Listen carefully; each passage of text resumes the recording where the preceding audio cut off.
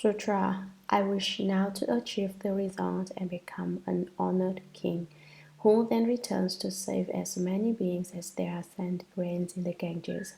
I offer this deep thought to those who are as countless as the motes of dust of the Buddha lands, to repay the kindness shown me by the Buddha.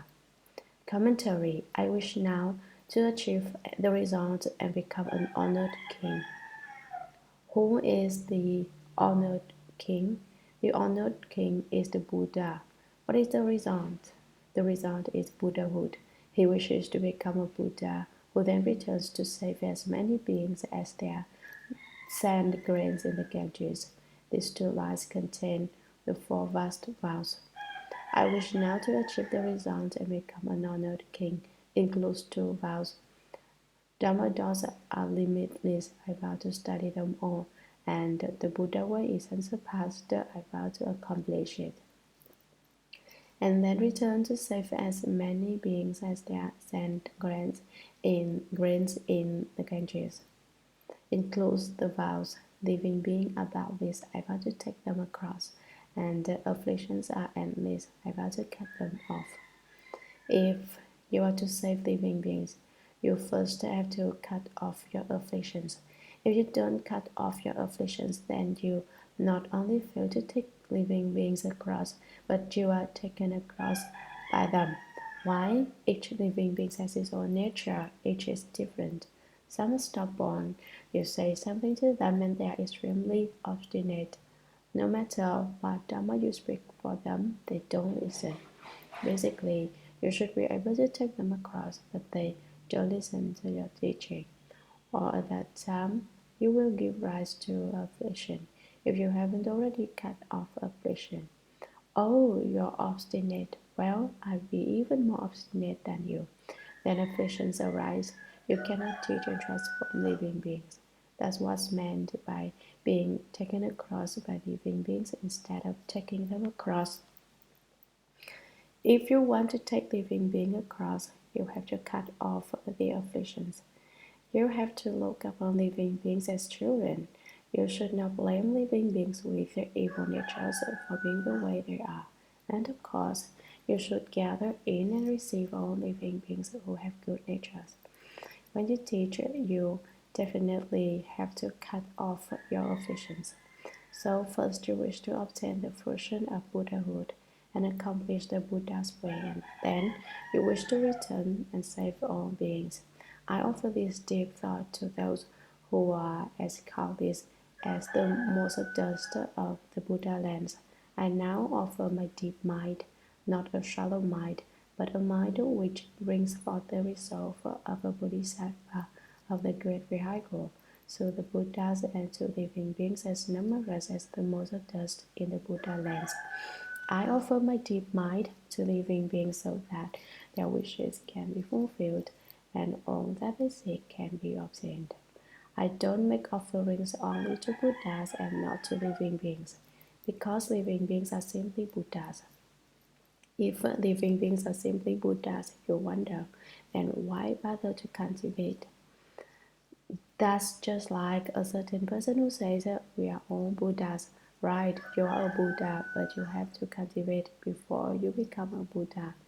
If you don't cultivate, but just keep saying from morning to night, I'm a Buddha, I'm a Buddha, I'm a Buddha, it is of no use at all. You have to have true skill for it to count. So the person who claimed we are all Buddhas said, you're a Buddha. The Buddha has 3 bodies, 4 kinds of wisdom, 5 eyes, and 6 spiritual penetrations. How many bodies do you have? How many kinds of wisdom? How many eyes do you have? How many penetrations? You can't fake it. I offer this deep thought to those who are countless as the motes of dust of the Buddha lands, in order to repay the kindness shown me by the Buddha. This is my opportunity to repay the Buddha's kindness and to show that I am grateful to the Buddha. Sutra. In obeisance, I ask the World Honored One to certify my vow to first enter the 5 turbid evil realms. If there is even one being who hasn't become a Buddha, the death I will not reach for Nirvana. Commentary. Obeisance means placing the 5 limbs on the ground in prostration. I ask, he requests, the world-honored one to certify me. He wanted to offer his deep thought to beings as countless as the motes of dust in the Buddha lands in order to repay the Buddha's kindness. But if he had merely said it himself and no one had acted as certifier, it wouldn't have counted. Someone definitely had to certify him. Therefore, he asked the Buddha to be his certifier, so that in the future he would certainly be able to carry out his intention. He wanted the Buddha to certify his vow to first enter the 5 turbid evil realms. When the human lifespan reaches 200,000, when will that happen? You ask incredulously. If you don't believe there can be a time when people live to be 200,000, you should walk into the time when there is a lifespan of 200,000 years and take a look. Then you'll know for sure that there are people who live to be 200,000 years old. Then the time comes that people have 200,000 year lifespans. The human lifespan begins to decrease by 1 year every 100 years, and the average body height decreases by 1 inch every 100 years. When the lifespan has decreased to a length of 200 years, that is the beginning of the period of the 5 turbid evil realms. Before the defiled and unclean time of the 5 turbidities, the world is very pure, just as Wu Tai Mountain is now called the clean, cool world. In the future, the world will continue to change, and after several thousand years, Wu Tai Mountain may not be called clean and cool. It may be called the hot, noisy world. It's not for sure. What are the 5 turbidities? The first is the turbidity of the Kampa.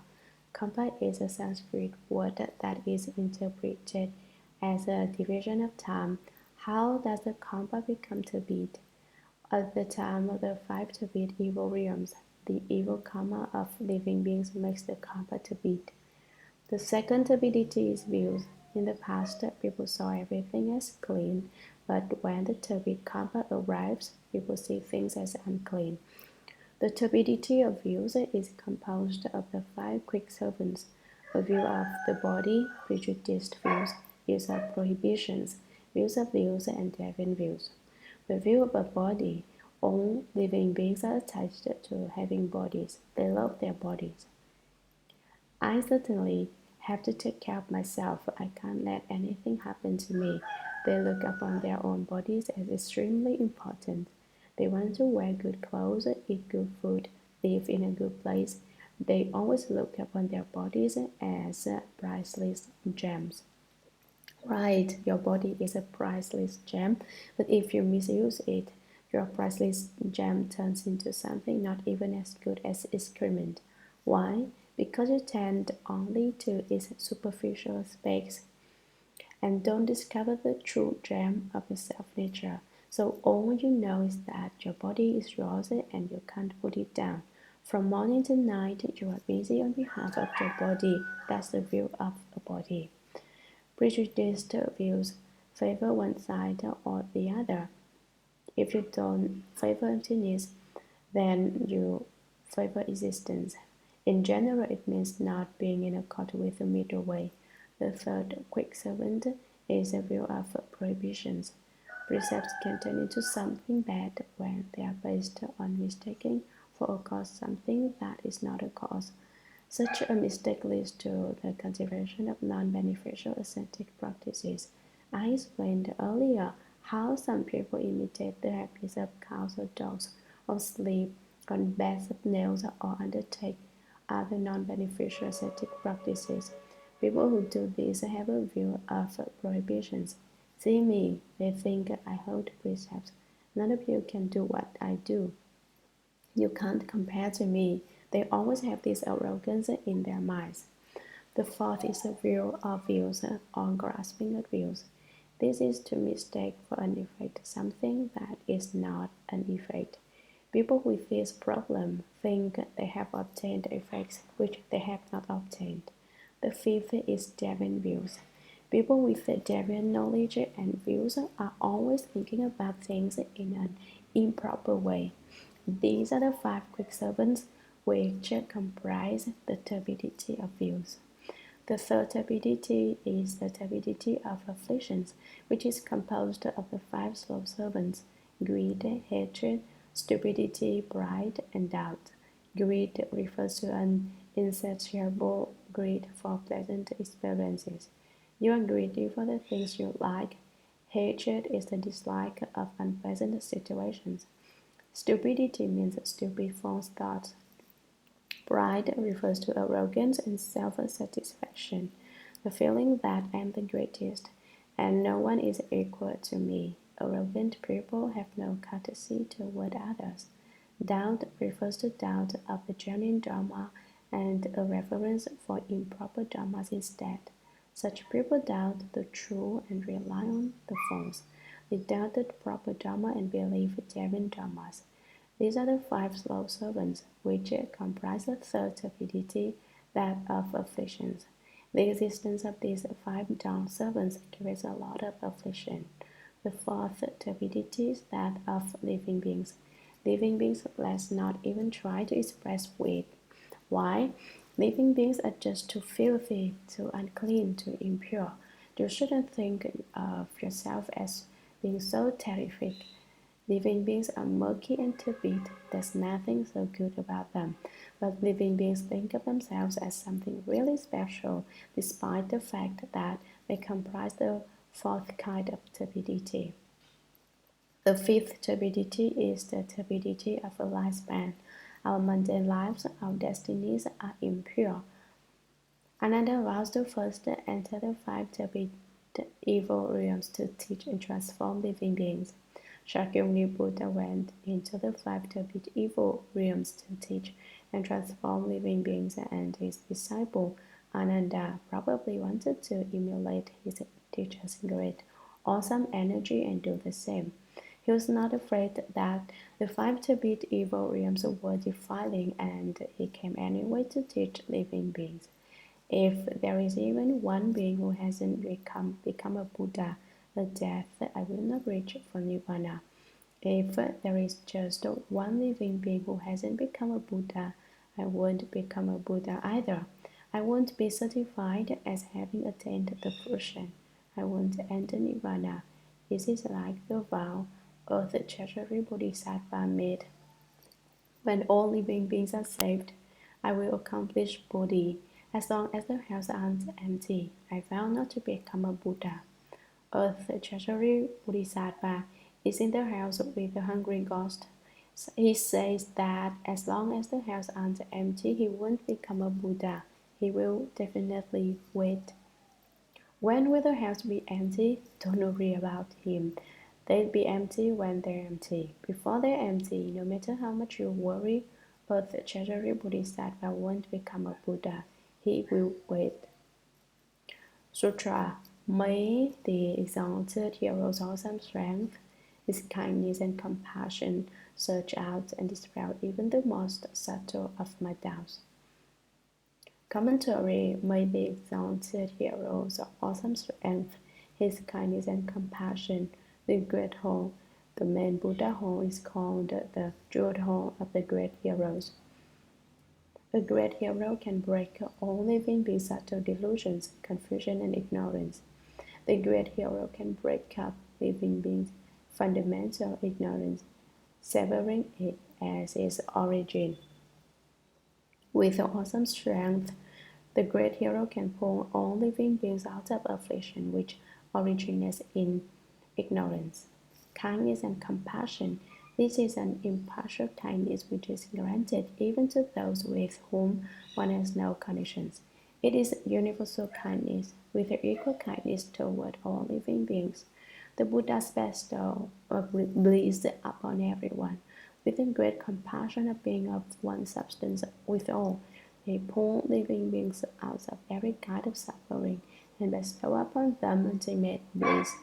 They enable living beings to understand their original faith. That's what is called great kindness toward those with whom one has no conditions, great compassion toward those who are of the same substance. Bodhisattvas take across those with whom they have conditions. Bodhisattvas have the compassion to save those with whom they have no conditions. Bodhisattvas say, I'll rescue all those who have affinities with me. They are selective. Buddhas are not selective. They save all living beings, whether they have conditions with them or not. The fewer affinities they have, the more they want to save them. Why? If they don't rescue those without affinities, they will never gain affinities with them. Affinities come into being from one's wanting to establish them. So Buddhas have the great compassion which includes those without affinities. They save all living beings. I wish the world honored one would use the power of his great heroism, his great strength, his great kindness and compassion to search out and dispel even the most subtle of my doubts, the things I can't uncover, the things I don't understand, my doubts, afflictions, and ignorance. Buddha, if I have these subtle doubts, please dispel them. Sutra, causing me to quickly attain the supreme enlightenment and sit in the Bodhimanda of the wands of the 10 directions. Commentary, causing me, Ananda, to quickly attain the supreme enlightenment, the Buddha way, and sit in the Bodhimanda of the wands of the 10 directions. I will go throughout the wands of the 10 directions to teach and transform living beings and establish Bodhimandas. Sitting in the Bodhimanda, I will turn the Dharma Realm to teach and transform living beings. Sutra. Should even the shunyata nature entirely melt away, this paramita will never waver. Commentary. Shunyata is a Sanskrit word which means emptiness. Should even the nature of emptiness entirely melt away, could emptiness completely disappear? Basically, emptiness isn't there in the first place. How could it disappear? Ananda brings up the analogy. His meaning is that emptiness can't disappear, but if it could, even if the shunyata nature melts away, nevertheless, this Vara mind will never waver. The solid Vara mind is the Shurangama king, the durable mind. It will remain unmoved. Now I believe the Buddha Dharma and I have obtained my true mind, my durable mind in Samadhi. This is what Ananda is saying. It is my decisive resolve to become a Buddha, a resolve that is eternally unmoving.